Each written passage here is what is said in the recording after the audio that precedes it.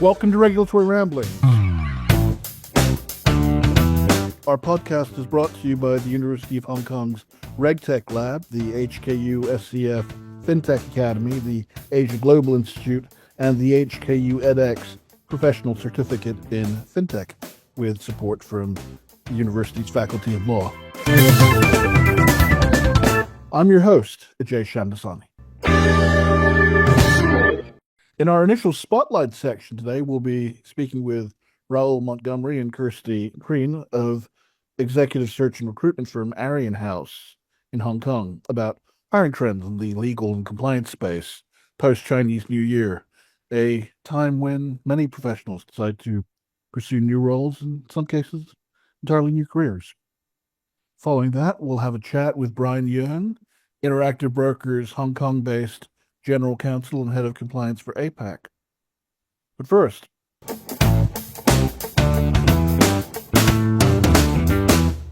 we're a month and a half into 2025, and with the Lunar New Year behind us, it's customarily a time for many in places like Hong Kong to wait until they receive their customary Chinese New Year bonuses before tendering their resignation letters to seek better pay, seniority, prestige, greater responsibility, or simply put, just more satisfaction with other employers.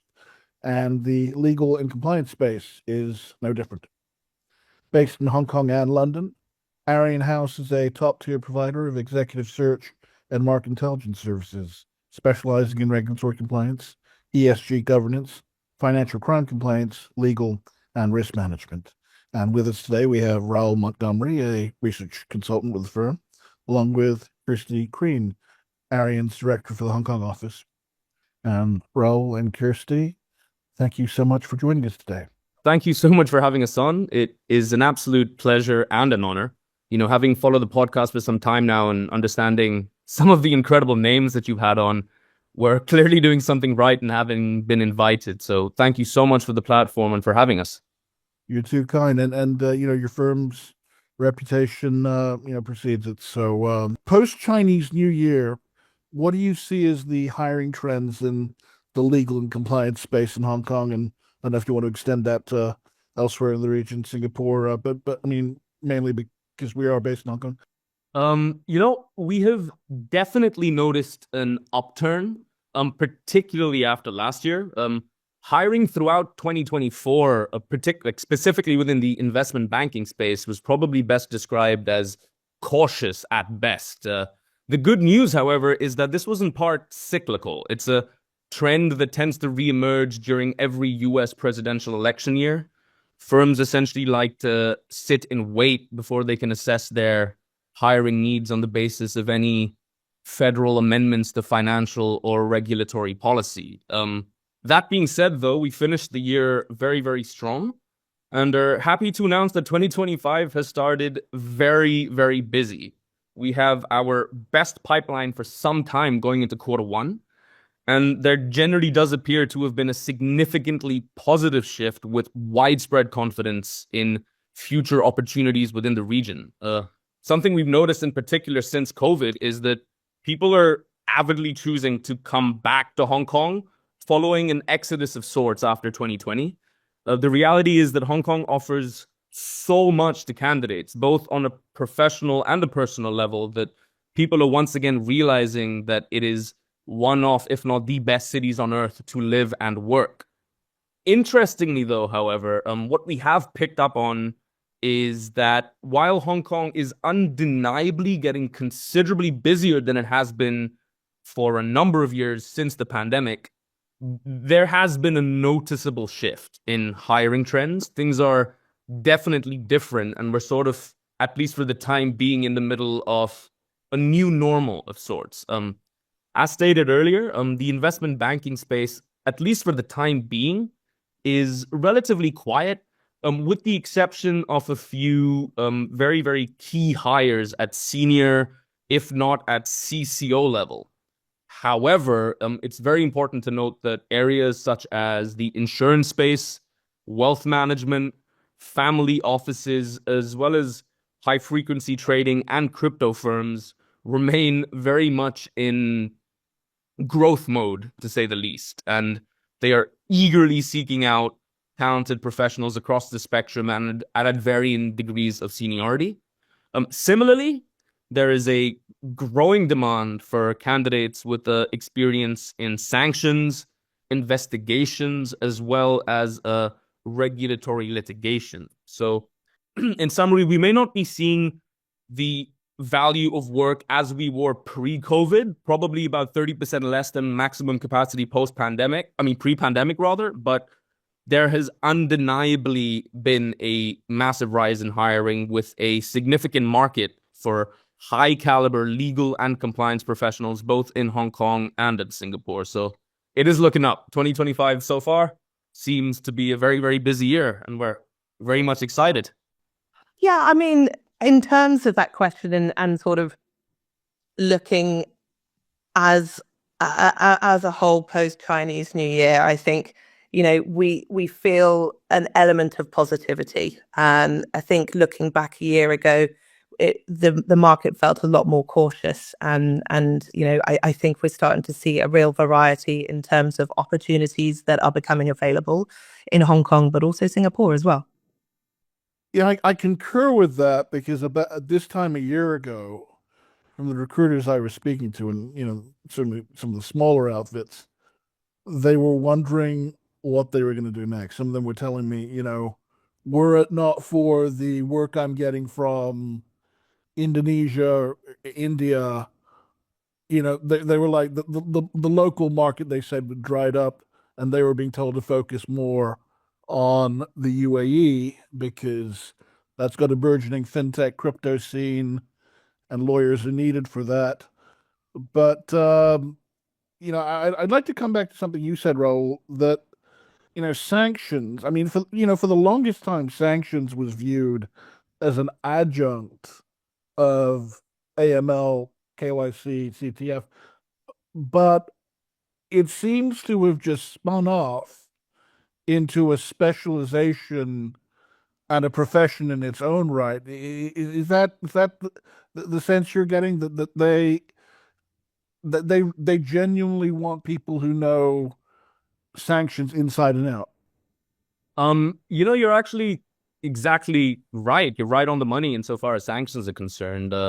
In today's global financial landscape, compliance with sanctions frameworks at financial institutions has become absolutely essential and is very much at the forefront of any form of regulatory adherence. I'd recently released guidelines from the United States, as well as the EU, have certainly underscored heightened accountability for financial institutions regarding sanctions compliance. Specifically from a US perspective, at least with large leading US institutions, be it on the buy side or sell side, there appears to be an increased emphasis on due diligence, specifically with regards to export-related transactions, particularly when items may be directed to sanctioned countries. In contrast, European firms appear to be very focused on asset freezes and are positioning banks as crucial gatekeepers within the financial system. So sanctions, as you said, is perhaps being emphasized more so than it has been for a number of years. It is almost emerging as an industry in of itself. And that's frankly an understandable byproduct of geopolitical and economic uncertainties across the globe. So the sanctions professionals, yes, will very, very much be in demand across the spectrum. I also think we're just seeing it naturally when, we're out speaking to individuals, candidate backgrounds, various clients across different sectors. Back in the day, we wouldn't really have been specifically asked about people with just pure sanctions backgrounds, and now we are. And so we're going to have to see a catch up in the market for people really specializing within the sanctions space. Well, you mentioned that there's more hiring in investigations. I mean, if we were to look at, if we were to divvy up the financial world into, there's the big ones, banking, investment banking, insurance, hedge funds. Who's hiring for investigations? In regards to investigations, at least some of the roles that we've predominantly been working on, we have noticed a significant growth, specifically within the corporate sector, with various large multinational companies with a presence in mainland China actively seeking to bolster their regulatory arsenals. So it's the MNCs. Yes. So, I mean, that's definitely been one of the key areas that we have noticed to be specifically looking for investigations professionals. And there's also evidence of the fact that following what was a few, let's just say, difficult years, the perception towards China and Hong Kong is significantly changing and becoming a lot more positive, which is prompting professionals to be more inclined to work within that space. As such, key skill sets being sought out amongst candidates would be backgrounds in corporate compliance, as well as in investigations. And so far, leading into or following Chinese New Year, we have seen a significant surge within the corporate compliance and investigation space, as I said, with institutions based in the mainland or with a presence in mainland China. Anecdotally, I'd heard that the greatest demand for investigators was in the insurance sector, because they're seeing skyrocketing amounts of insurance fraud, and so that's just causing them to beef up their compliance teams in general. I wasn't sure if you heard anything to that effect. Well, the insurance sector has, again, certainly been one of the most prominent areas of demand for regulatory professionals. I mean, last year we saw a number of notable moves and market developments leading into this year. And again, I believe that the surge in, or the rising demand for esteemed regulatory professionals within that space can probably be explained best by the increasing complexity and the diversity of insurance products on offer, compounded by what has been an undeniable wave of innovation in response to emerging risks such as climate change, cybersecurity, as well as what is a very rapidly urbanizing population. As a result of that, we've actually noticed insurance firms looking to recruit like senior candidates with transferable skill sets, either from a private wealth or a banking background, given the emphasis that they have on, as I said previously, certain transferable skill sets. And we do expect this trend to continue because firms will continue to seek out top professionals, be it on the investigations or the compliance side, to facilitate what would be a smooth transition to what may be the new landscape of insurance regulation as a whole. Certainly, the impression one gets when you look at LinkedIn, when you look at e-financial careers, that the number of openings you're seeing in the last 6 weeks to 8 weeks, the growth has been notable. Given the time frame we're in, right after Chinese New Year, or is the demand really there? Because I've also been hearing that many firms might hire someone at the senior level. They're less inclined to do so at the mid to junior level, and that they're in retainment and retrenchment mode, and they're hiring freezes at some banks and financial institutions and multinational corporates. Are you seeing the mid-tier and the junior level professionals being squeezed out? I think there are always hiring freezes in firms. Exceptions are always made for senior strategic hires. I think, we've seen that across time. In the last few years, I think people have been really cautious in the junior to mid-level. If you look at banking, with all the cuts and restructures that we've seen in the market, a lot of people are kind of keeping their head down.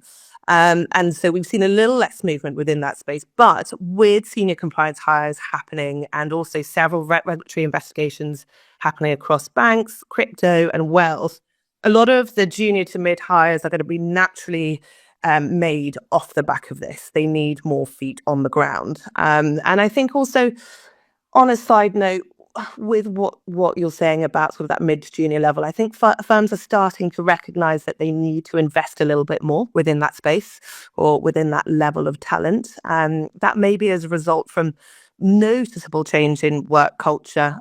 They've had a lack of guidance simply by not working closely with senior people to get guidance from, very much a hangover from COVID. Obviously everyone working from home.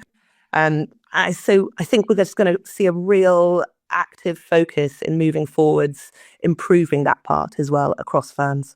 With relation to hiring freezes, specifically at the junior to mid level, as stated, that does tend to happen every now and then. But the main reason I believe behind that would probably be the drastic change in work culture as a result of the COVID pandemic.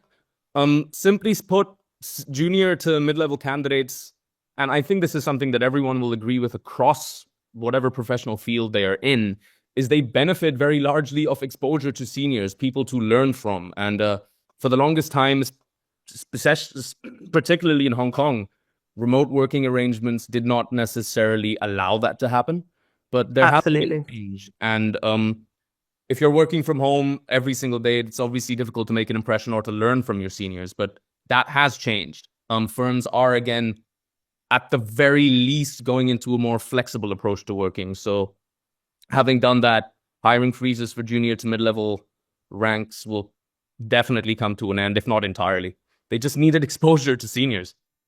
A perennial question is, yes, there is a legal and regulatory component to compliance, but do lawyers necessarily make the best compliance officers when, for the longest time, the stereotype, and as members of the older generation are retiring and being phased out, this cliche is less true.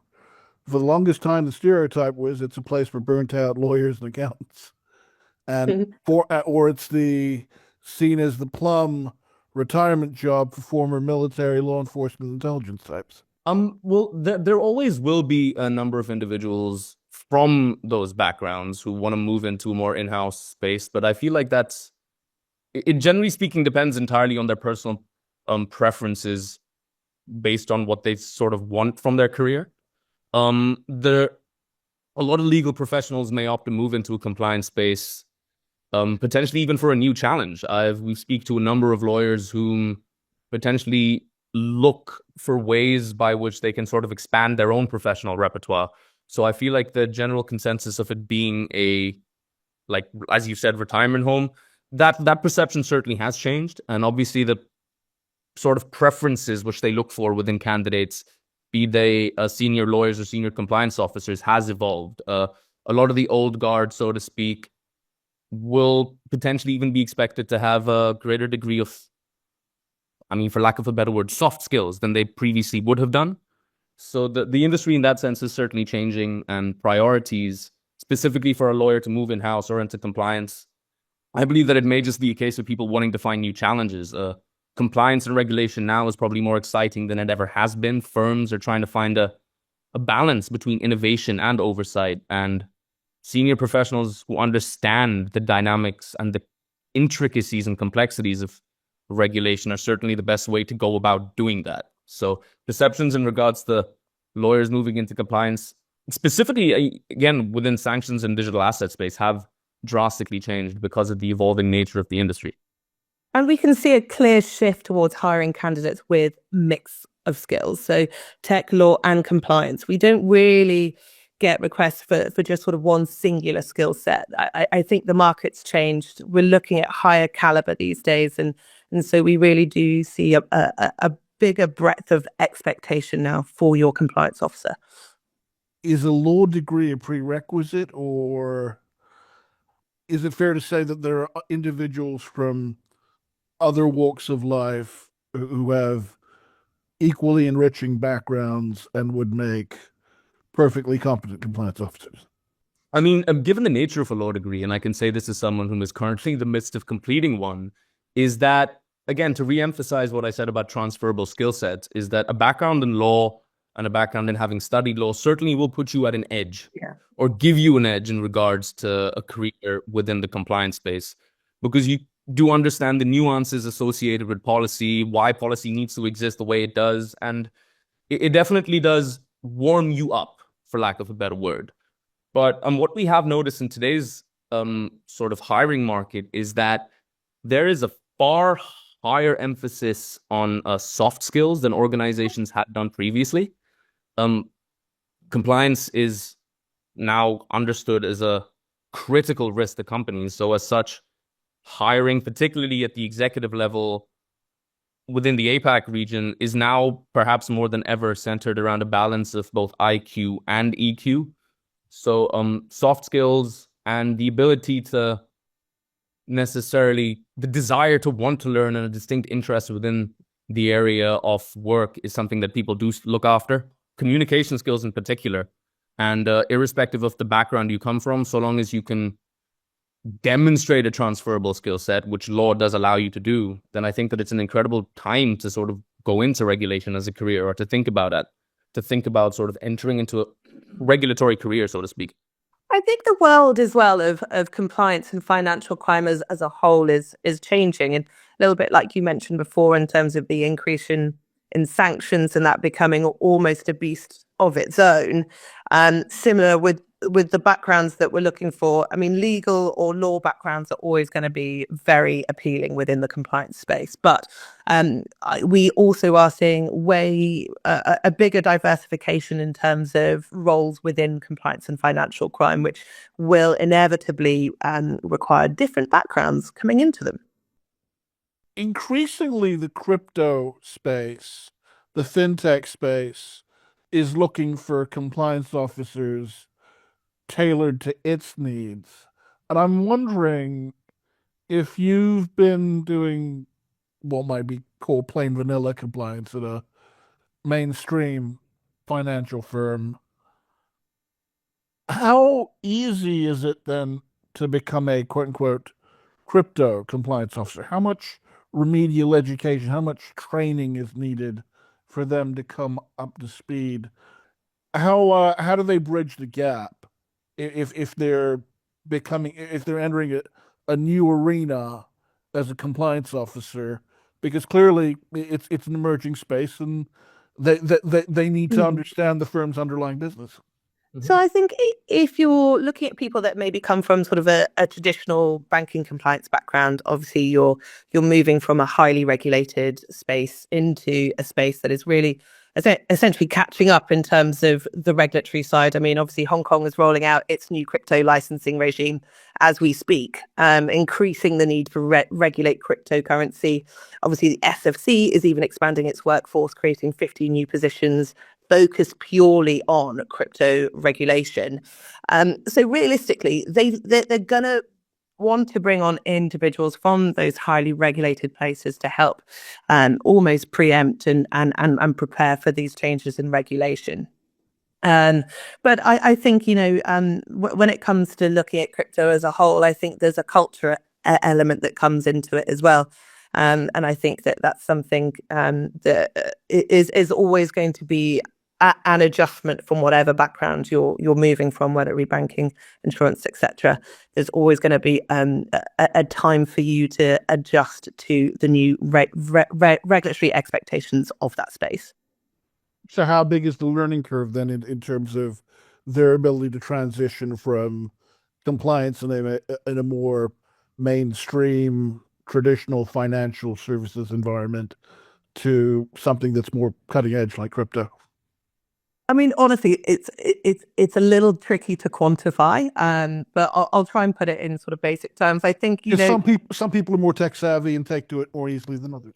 Absolutely. And kind of going a little bit back to what we were saying in terms of the types of talents that we're looking for, or that our clients are looking for at the moment, is really a mix in skill set, looking, strong tech backgrounds, good compliance backgrounds. I think, one of the adjustment periods is actually within crypto spaces. Obviously, structures may be a little bit smaller at the moment, a little bit flatter as they're building out. And so, realistically, you're going to have really amazing exposure in terms of the types of responsibilities that come underneath you within one role. Your role's going to be broad. And so having someone from a more varied background is always going to be an advantage. Clearly, compliance officers are having to factor in things like geostrategic risk, geopolitical events in the region into their calculus. What are your thoughts on that? Or is it just an indication that the world's changing, you need to keep up, and there are more things you need to learn about?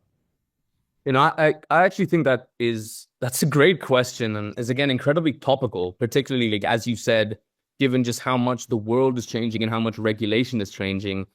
And as a result, the market today is definitely placing a far higher emphasis on transferable skill sets and soft skills than organizations had done previously.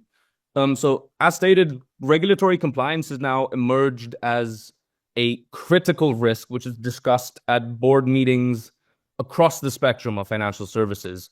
And as a result of that, it has necessitated candidates to be a lot more aware of certain geopolitical risks than perhaps previously. Executive level hiring, as I said, particularly across APAC now, is more centered, more than ever, around a balance of sorts between IQ, EQ, and an understanding of a wider spectrum of regulatory necessities or prerequisites. So as such, soft skills such as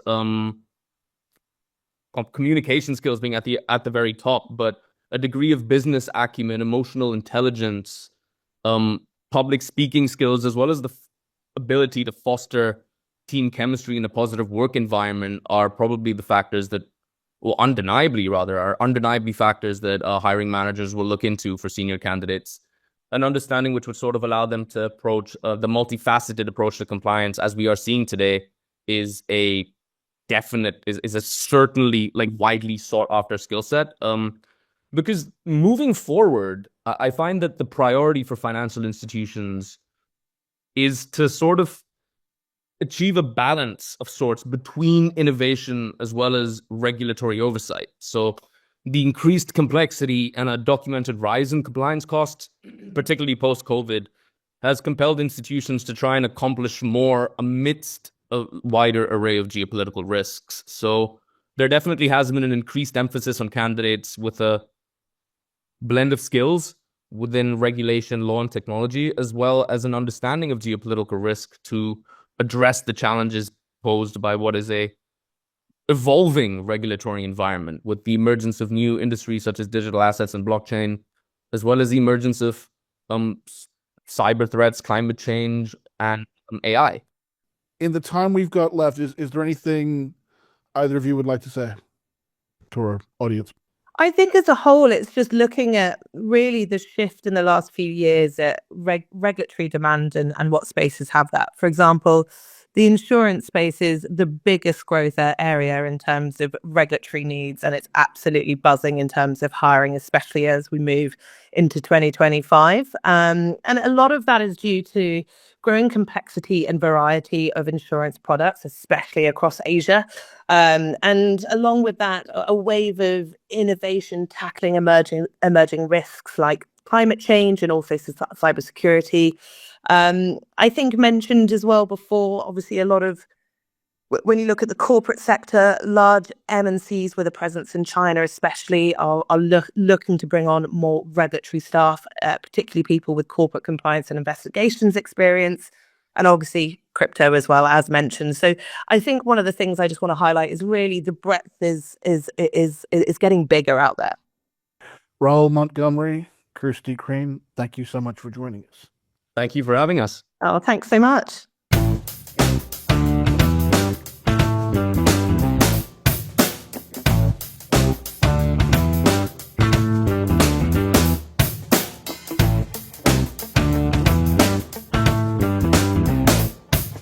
Our theme today is compliance, and we'll be chatting with Brian Yeung, Interactive Brokers Hong Kong-based General Counsel and Head of Compliance for the Asia Pacific region, a role he's had for over 4.5 years.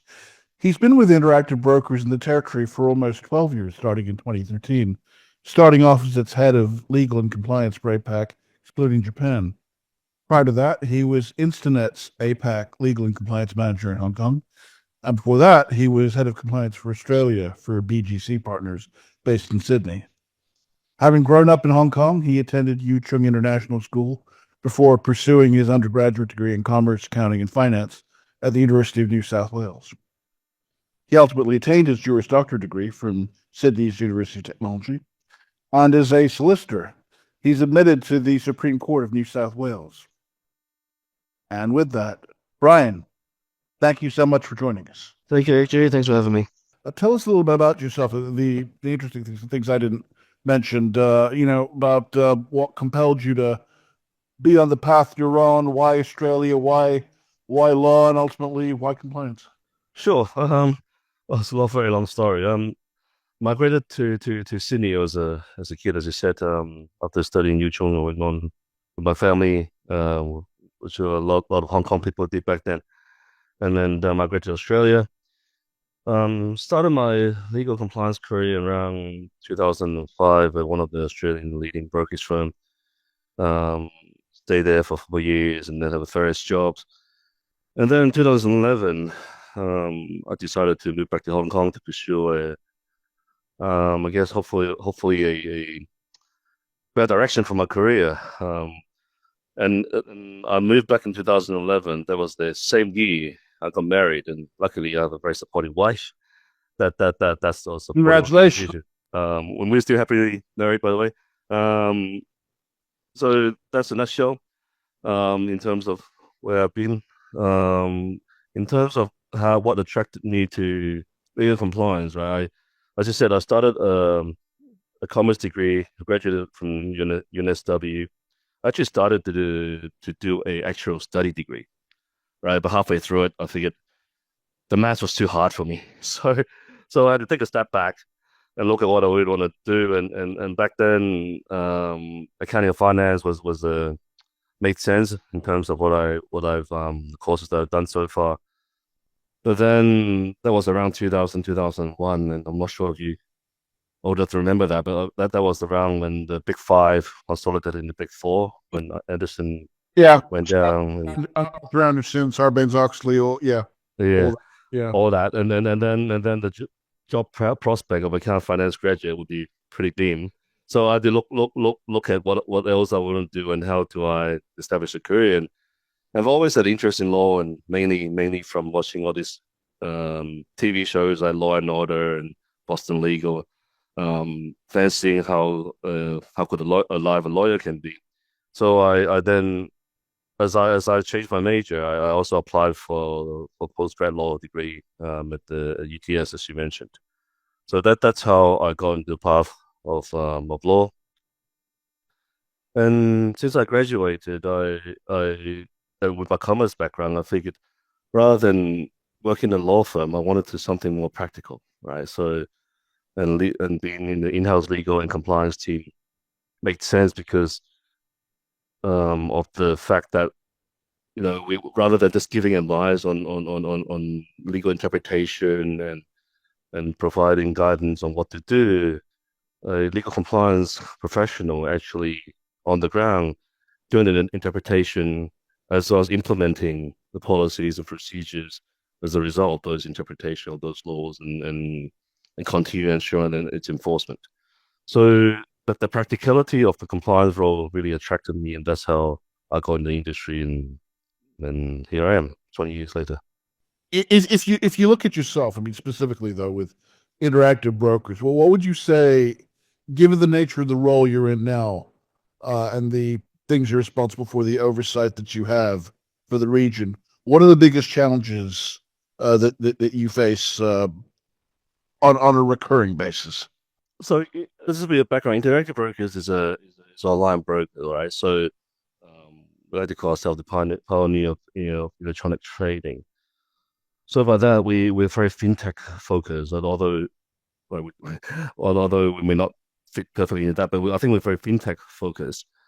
And the biggest challenge for myself in this role is, which occur frequently in the past 12 years that I've been here, is to be able to read the rules, understand the rules, and then interpret it and apply it to an electronic platform where a lot of things, when the rule was written, does not apply, right? We don't have people calling up clients, explaining to them what the fund is, and we don't have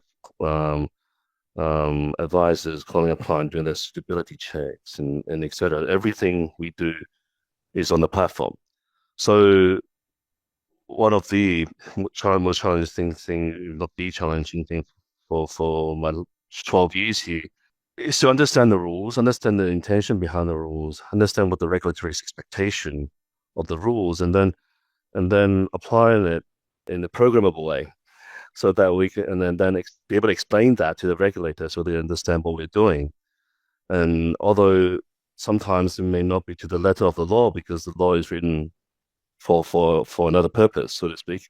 We need to be able to explain to them why we're doing things a certain way and how we're complying with the spirit and the intention behind what the rule is about. So that's a very frequent challenge, and more recently, the more recent rules are easier to interpret and discuss. But the code of conduct has been around for many years, and back then, electronic trading is not a thing. You mean the SFC Code of Conduct? Yeah, the SFC code of conduct and the AML ordinance, which is more recent, but then it's changed a lot as well. I mean, regionally, look at the Corporation Act in Australia. There was first drafted in 2001. So many of these challenges are interpreting those quote unquote old law into this new age of technology. I remember the AMLO. It came out in 2011. That was the year I started off as a Thomson Reuters regulatory and financial crime correspondent. But pick up on something you said. Apply the law in a programmable way. Well, what do you mean by that? It's just everything we do is on the platform, right? So we need to be able to understand what the law is, understand the practical application of it. You mean you fit the law into the algorithm?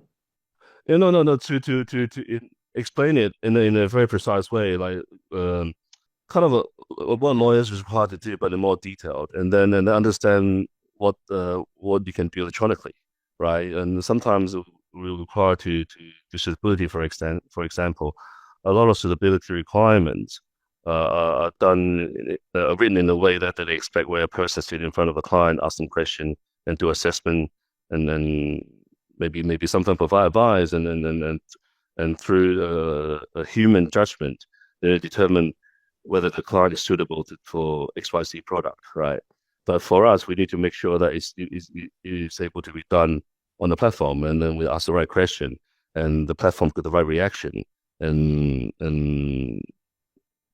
write the requirements so that decision can be made based on the questions that are given by the client, right? So that's what I meant by the programmable way. It's 0 and 1s rather than other dynamic issue. You have to consider the potential answers and scenarios, so that you need to put it into 0 and 1, essentially.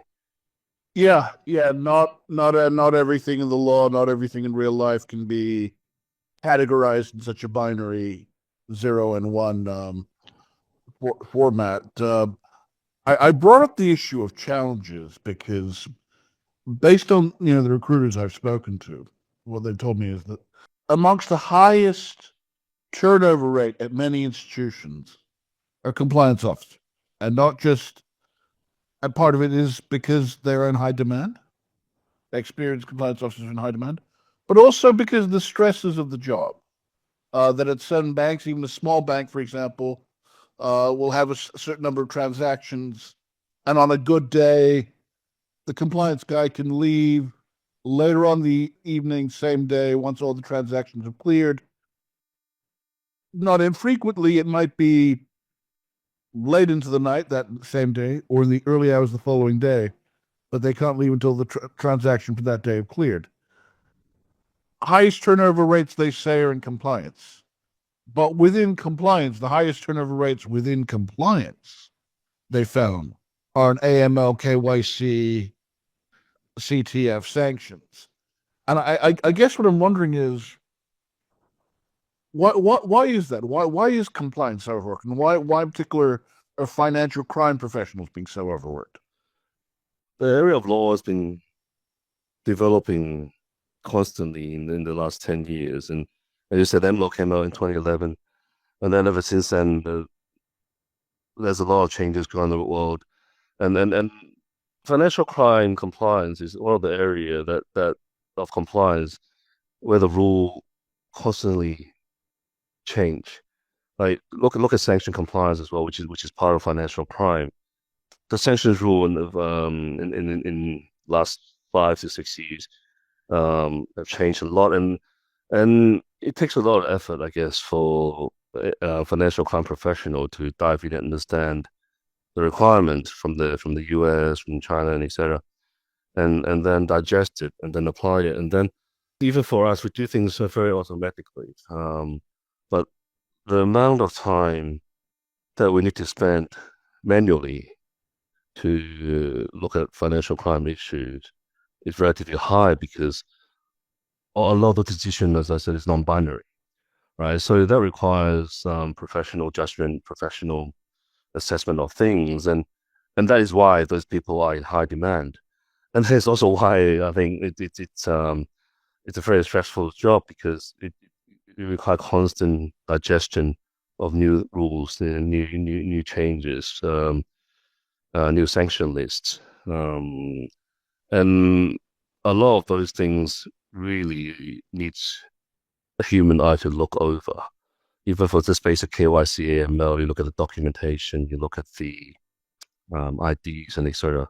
So it's a lot of those is very hard to program and to have a machine to do it. So the level of stress is seemingly higher, and the ever-changing environment of financial crime and the fact that we're focused on financial crime also add to that stress as well, in my view.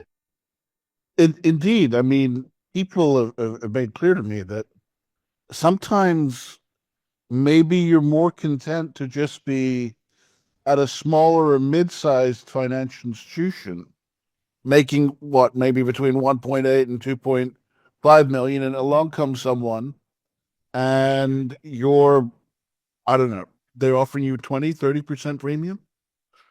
You know that within a certain number of years, you could be hitting that easily 3 million, even close to 4 million. And I remember vividly that there was one instance where they were offering a particular candidate who was making between 1.8 and 2.2 million. They were willing to go up to 2.5. They were even willing to go up to 2.8 million. The person did not want that level of stress that accompanied going to because bigger institution, deeper pockets, they could pay more. But they will work you. They expect that much more. And he had friends in that particular institution, and he's like, no, I don't. What the tether? He said, what minimal work-life balance I've got right now, I don't want to relinquish that for more money and age before my time. I mean, and it's like in some cases, even a good increase in pay isn't motivating some people, certainly younger people. You know, I've been seeing that a lot more recently now with younger people, they focus more on work-life balance and rightly so. For my team, I try to make sure that they have most work-life balance as possible.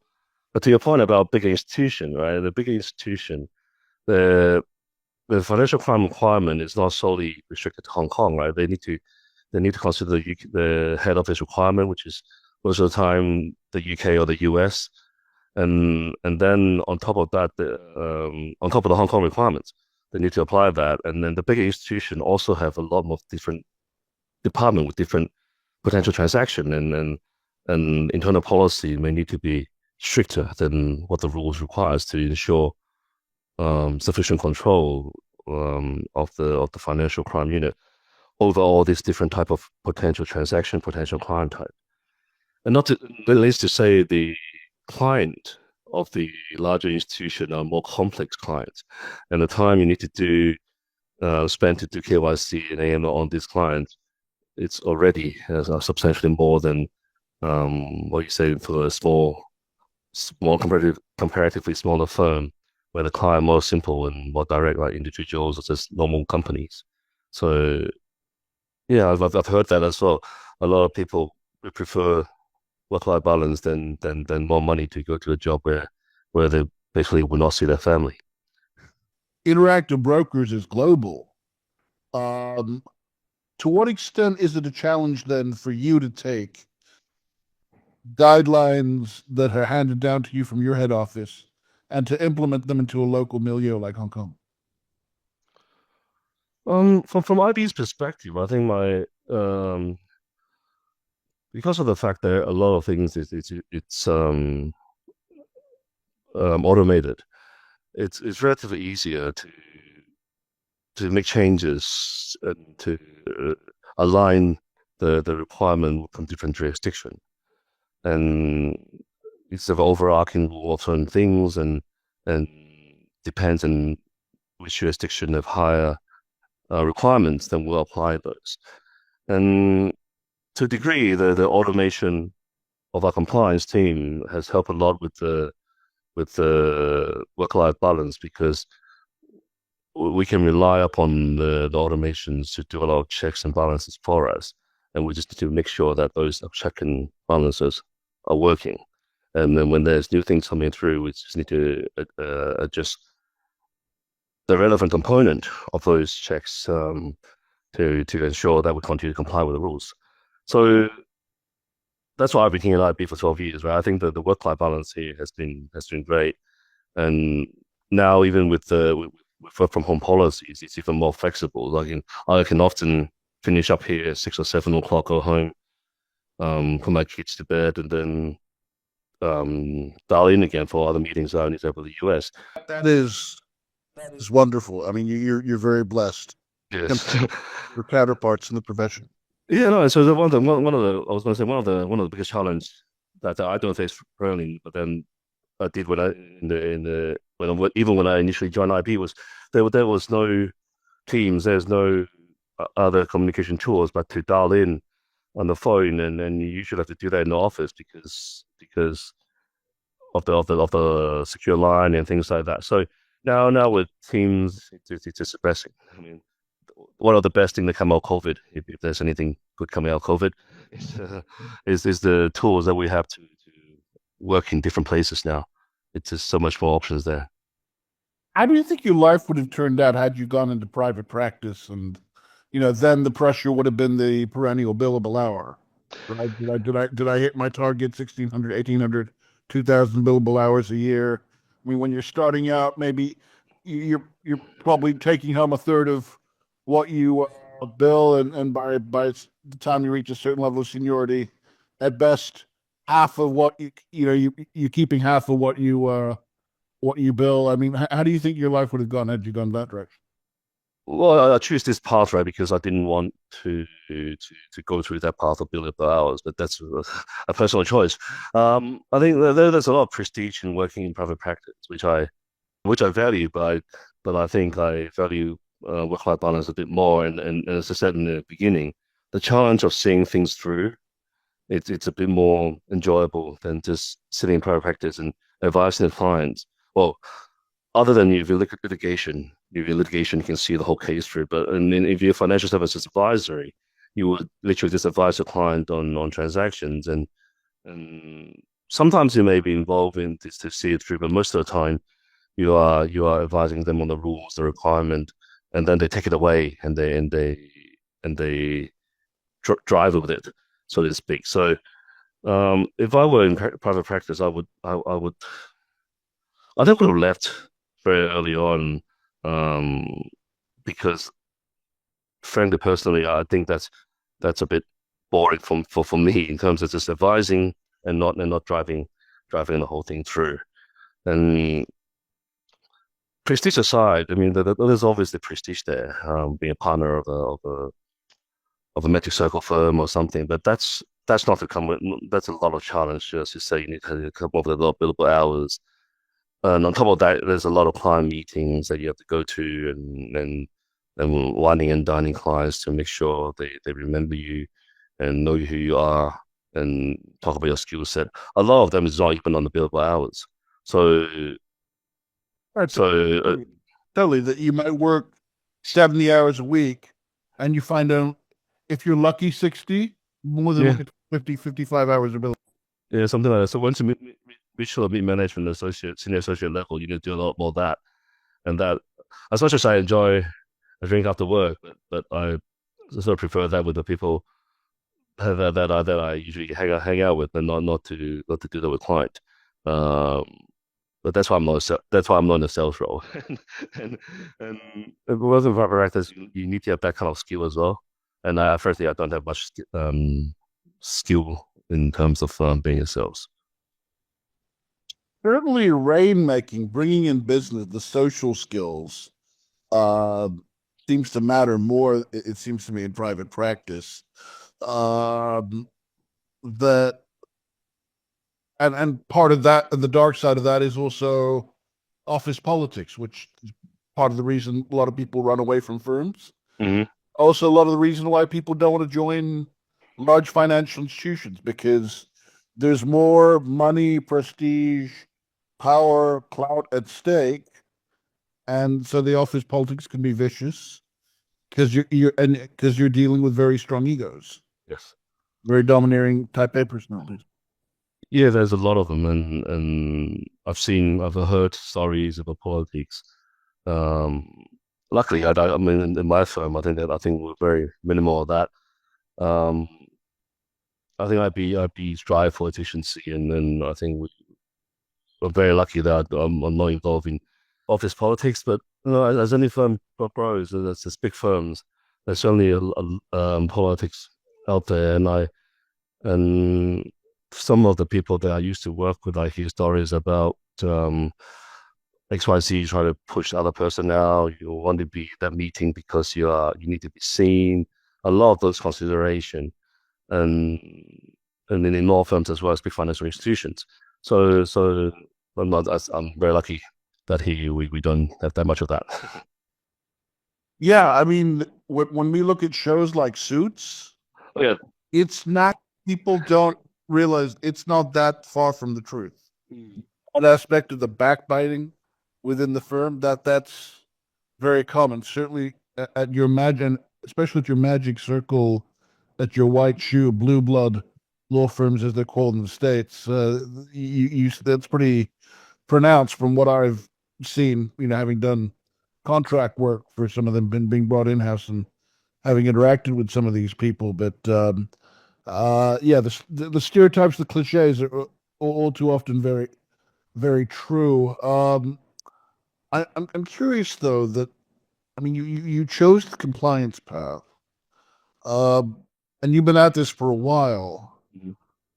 What do you think what does it take to be a good compliance officer? That's a good question. Well, a good compliance officer, you need to have a very good investigation skills and skill set that allows you to look into things and understand, have a strong desire to understand why rules or things happen a certain way. Because, as I said previously, it's very important to understand where the rule comes from, where the regulator comes from, and you need a certain amount of character to do that and to understand, to be interested, to go in and understanding where things are coming from. A lot of people have a perception that lawyers become good compliance officers. That may be the case in some instances. Certainly in my case, my legal training helped me a lot. But I've seen a lot of people in the industry that have sort of the investigative background, like the auditors, the assurance consultant people. So they become very good compliance officers. So not because of their professional training. Well, part of it is, but I think a key part of it is the mindset, or the investigative mindset, the interest to look into things, understand why things happen a certain way. A bit of a scientist, really, but in a financial services setting. It's very true, because I mean, having covered this since 2006, I can honestly say that amongst the best, highly regarded people in the compliance profession writ large, I can name many that were not lawyers by training, even though this is a profession that's long been associated with the legal and accounting professions in terms of recruitment. I'm not convinced lawyers necessarily make the best compliance officers. You may disagree, but having said that, is a law degree necessary? Oh, I don't think so. No.